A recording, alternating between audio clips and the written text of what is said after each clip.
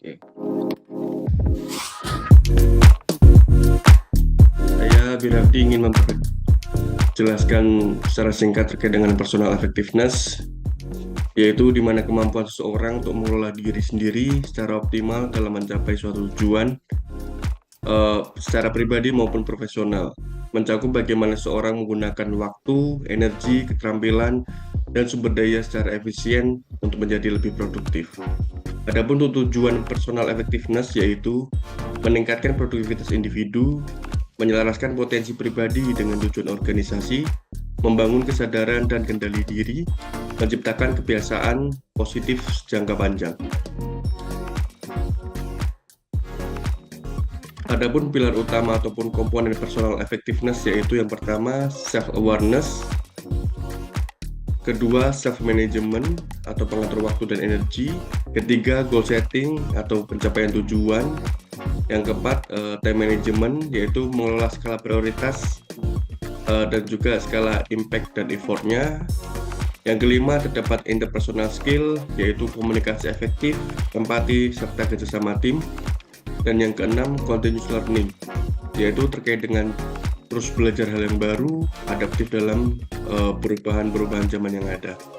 Adapun untuk contoh ruas terbatas sendiri terkait dengan personal effectiveness yaitu terkait dengan RTM ataupun rapat tinjauan manajemen, melakukan terkait dengan komunikasi efektif sehingga pada saat rapat komunikasi yang dilakukan hanya terdapat poin-poin yang ingin kita bahas pada saat rapat itu sehingga tidak melebar kemana-mana serta tidak melakukan banyak konsumsi waktu yang mungkin dapat berjalan tidak sesuai semestinya. Terima kasih.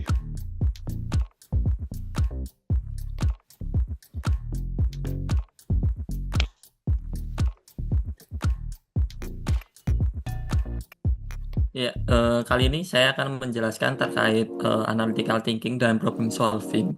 Salah satunya kita bisa menggunakan PICA ya, yaitu problem identification, countermeasure, dan action. Jadi langkah pertama yang itu kita mencari problem atau mencari gap yang ada, kemudian kita mengidentifikasi bisa menggunakan five ways atau fishbone. Kemudian kita mencari solusi dari identifikasi tersebut bisa menggunakan Scamper atau QC di SMA-nya. Selanjutnya kita bisa melakukan action ya dengan melihat effort impact metriknya dan membuat rencana implementasi program action dari solusi tersebut. Salah satu contoh problem yang ada di ruas Cipanceh yaitu yang pertama itu ada hewan masuk ke dalam tol yang kita melakukan identifikasi seharusnya itu ada yang masuk ke dalam tol itu ternyata setelah kita selidiki itu terdapat pagar yang berlubang atau dirusak atau dicuri sehingga kita harus mencari solusinya untuk melakukan perbaikan. Setelah kita berbrainstorming kita mendapatkan hasil atau solusi dengan memodifikasi penggunaan pagar yang ada dan melakukan action untuk pemasangannya. Kita melakukan pemasangan pagar yang bersilang yang seawalnya tadi hanya lurus, kita silang dan kemudian kita potong-potong sepanjang 2 meter untuk menghindari dari pencurian. Terima kasih.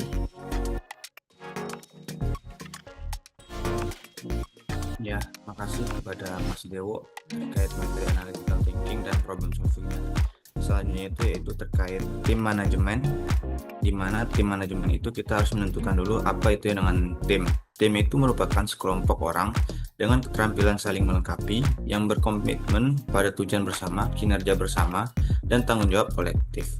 Lalu untuk yang pertama karakteristik dan fondasi tim yang efektif dan berperforma tinggi, di mana karakteristik tim berkinerja tinggi itu ada 3 yaitu foundation, penerapan, dan juga keberlangsungan.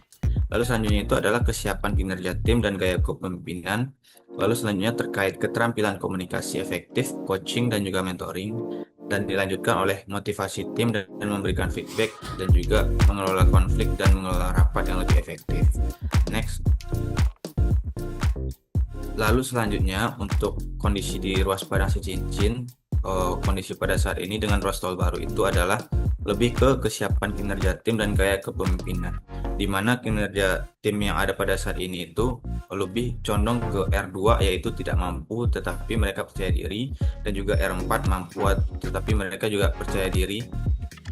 Terkait yang R2 itu terkait personil yang baru, kita harus melakukan selling, di mana ajarkan langkah-langkahnya, beri pendampingan teknis, feedback konstruktif, dan juga memberikan dukungan emosional. Selanjutnya untuk personil yang sudah mempunyai pengalaman di ruas tol lama, yaitu dengan R4 itu adalah mampu dan juga mereka mau atau percaya diri, di mana kita akan memberikan delegating, yaitu berikan kepercayaan penuh, pantau hasil, tidak micromanage, memberikan sesi pengembangan dan siapkan tantangan baru untuk mereka, dan juga pemberian reward yang sesuai dengan pencapaian. Lalu selanjutnya untuk penyelesaian pada saat ini, pada saat berjalannya operasional tol, dilakukan sharing ilmu dari yang pengalaman dengan yang baru. Selain itu juga kita akan memberikan tugas baru yang akan menambah kemampuan yang dimiliki oleh personel-personel lama melalui coaching dan juga melalui mentoring. Terima kasih. Terima kasih Mas Khalil atas paparannya. Saya akan menjelaskan materi terkait pengendalian biaya secara singkat. Dari definisi sendiri terkait pengendalian biaya yaitu proses perencanaan, memantau, mengelola pengeluaran perusahaan untuk memastikan bahwa biaya tetap dalam batasan anggaran yang telah ditetapkan. Tujuannya sendiri yaitu untuk meningkatkan efisiensi sehingga bisa menjaga profitabilitas serta mencegah pemborosan dan adanya kebocoran dana. 10 benefit atau keuntungan dari pengendalian biaya sendiri yaitu penghematan biaya, peningkatan profitabilitas, peningkatan arus kas, keunggulan kompetitif, optimalisasi sumber daya, peningkatan stabilitas keuangan, efisiensi operasional, pengambilan keputusan strategis, pertumbuhan jangka panjang hingga manajemen risiko. Dengan memiliki strategi yaitu untuk mengontrol keuangan dengan adanya pengukuran pada kinerja. Lalu berikut terdapat 3 proses dalam pengendalian biaya. Itu yang pertama ada input. Dalam menginput kita adanya baseline biaya juga laporan kinerja, dan dengan memproses analisis biaya, kita pelacakan pengeluaran, dan juga output yang diharapkan yaitu dengan bisa mendapatkan estimasi biaya yang direvisi, pembaruan anggaran, tindakan korektif, penyelesaian estimasi, hingga pelajaran yang bisa kami petik. Berikut dari pengendalian biaya. Terima kasih. Terima kasih Mbak Gata. Saya akan melanjutkan dari pengendalian biaya tersebut ke dalam bentuk contoh case. Jadi untuk yang di MEBI sendiri, kami mencontohkan adalah penutup deck drain yang biasanya terbuat dari besi, kami ubah menjadi plastik. Dimana kalau harga besi di situ harganya sekitar 110.000. Untuk plastik memang dia biayanya agak lebih mahal, tapi karena tujuannya adalah biar bisa mengontrol biaya terhadap rencana anggaran, karena kalau kemalingan itu kan kita nggak bisa mengontrol biaya atas anggaran yang kita sudah tetapkan. Jadi kami mencoba untuk menggantinya menjadi plastik, sehingga di mana plastik ini daya ekonominya lebih rendah dibanding deck drain yang terbuat dari besi. Jadi walaupun harganya lebih mahal, tapi poinnya adalah tidak mengulangi kehilangan gitu. Jadi kita nggak bisa ngontrol. Ya mungkin itu dari saya untuk menjelaskan contoh terkait pengendalian biaya. Sekian, terima kasih.